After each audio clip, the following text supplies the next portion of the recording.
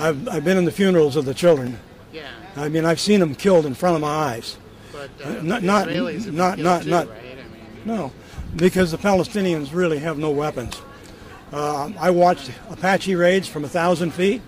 Nobody shot at the Apaches. They just stood up there for an hour and a half, 2 hours, 3 hours, shooting 44 rockets. In the past, there have been like suicide bombers and stuff. Suicide bombers are desperate people who are locked up. I mean, you had suicide bombers in the ghettos in Warsaw. I mean, the people in the Warsaw ghetto didn't give up. They fought back. They didn't just lay there and die. They crawled out in the sewers. They went out and found food and brought them back through sewers. Yeah. They formed resistance groups. A lot of them threw their bodies in front of guns to try to prevent it. So the Palestinian suicide bombing all started after the situation became desperate after 44 years of occupation. There were no suicide bombers before 1989.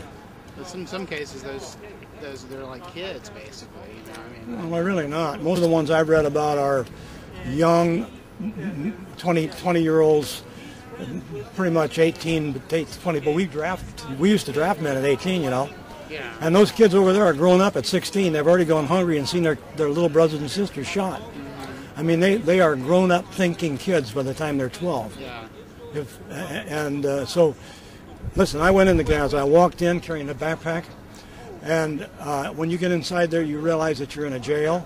Those people can't get out no matter how bad they want to. You know, like you can't get in unless they let you in. Yeah. Just curious as to, are you here for the John Hagee event? Oh, absolutely. Okay. And did you read his book, In Defense of Israel? Mm-hmm. Yes. Are you a Christian?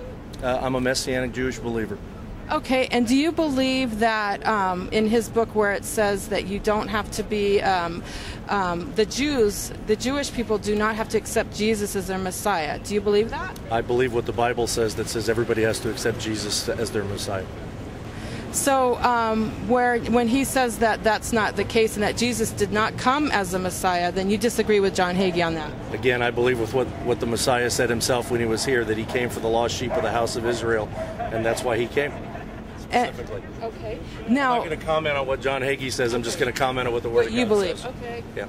Do you agree with the war in Iraq or in Afghanistan as far as for the state of Israel? Do you think that is of God? I don't want to get involved in that question. If you take all the organizations and try to figure out who should really be the ones to stand against war, the obvious answer is the Christian churches have that responsibility. Where do they get it? They get it from the Bible. It's all over the New Testament. There's nothing in the New Testament that would ever allow anybody who is a follower of Christ to ever endorse killing anyone. This is, of course, a night to honor Israel put on by an organization which is essentially a front organization for the Israeli government. This meeting could be just as well called a night to worship Israel, because you have people here who think they actually are worshiping the state of Israel. We've explained why that is in our literature, and we've studied why it is. And it goes back to before the Schofield Reference Bible in 1908. But wherever it started, where it's ended is right here. It has to end right here in the United States. It has to end by churches standing up and saying, no more wars for Israel, no more wars for politicians in Washington, no more wars for anyone who wants to use my money and my children's lives to support killing. Do you agree with Pastor Hagee's call for a nuclear preemptive strike against Iran? Yes, however, I think that they need to be wise in their timing. How do you justify a bombing, whatever the timing, from Jesus' teaching? Are you a follower of Christ? I am. I'm a born-again Christian. Okay. How do you justify what Mr. Hagee is calling for a nuclear preemptive strike, regardless of the timing? How do you justify that against what Jesus taught us? Because in the Bible, the Bible isn't just the New Testament, and the Bible isn't just the Old Testament. It's the whole book. And Jesus does talk about, and God talks about holy wars. And there are wars that God is involved in. Even God said in the Old Testament that we were to go and fight against certain groups of people because they were going against God and what God's ways and what God stood for.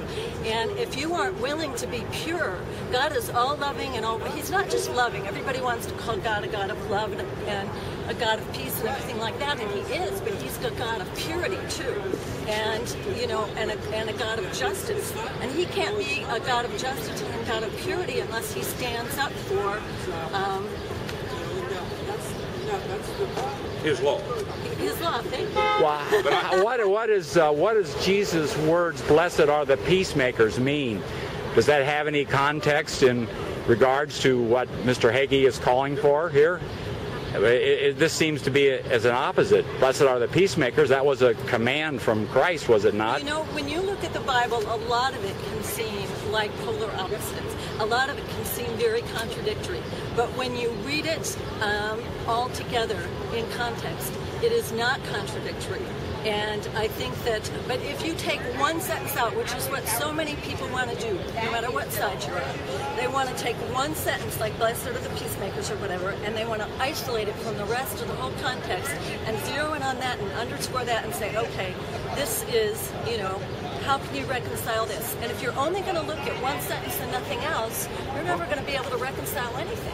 Yeah, now, I agree with that. That's a very important point. You need to read the Bible and consider everything in context. You can't pull out isolated passages. Another question. Read the whole thing. It's really a profound message. Another question, if I may. You consider yourself pro-life? Yes. Now, were you for the war in Iraq, for example? Yes. Okay. Both of them. Both of them.